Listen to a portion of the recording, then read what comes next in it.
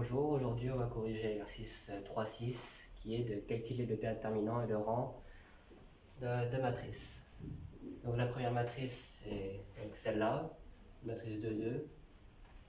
Et donc pour la calculer on a juste une formule qui est de AD moins BC. Ce qui nous fait 2 fois 4 moins 2 fois moins 3, 8 plus 6, 14. Donc le déterminant de la matrice est 14.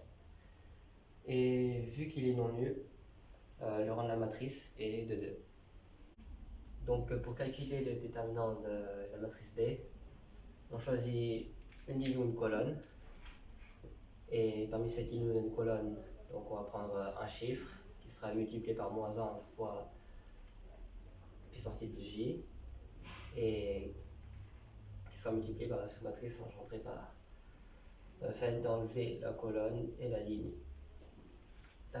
où se trouve le chiffre.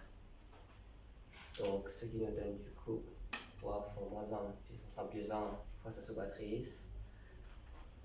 Et le reste. Donc comme vous pouvez voir du coup les trois schémas au-dessus. Ce qui nous fait du coup 3 fois moins 17 moins 51, moins plus moins 1 fois moins 11 qui nous fait 11, plus 2 fois 13, 26, qui nous fait un déterminant de moins 14. Et vu que le déterminant de B du coup est aussi différent de 0, le rang de la matrice est de 3. Bonjour, maintenant on va attaquer sur la troisième matrice.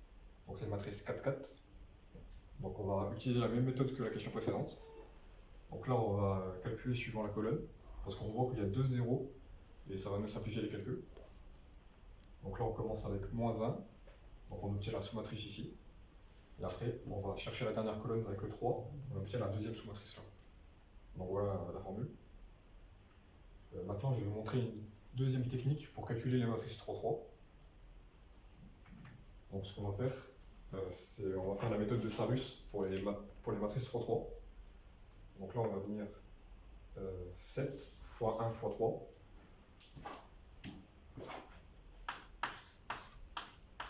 Ça fait 21. Là on a 4 fois 5 fois 1.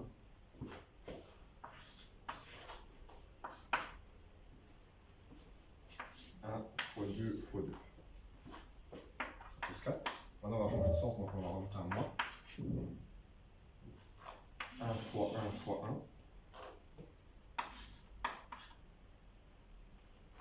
1. 5 fois 2 fois 3.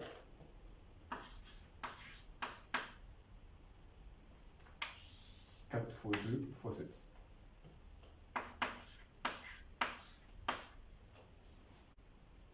Donc là on va passer sur le deuxième déterminant. Donc là c'est la même chose.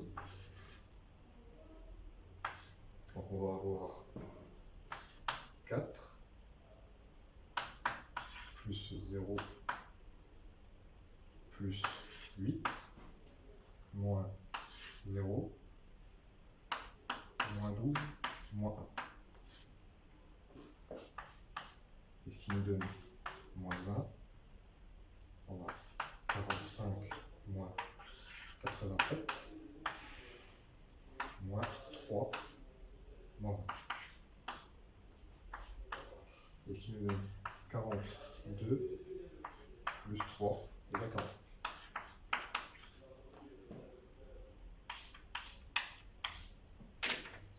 Donc là, le déterminant n'est pas égal à 0, donc le rang de la matrice C vaut 4.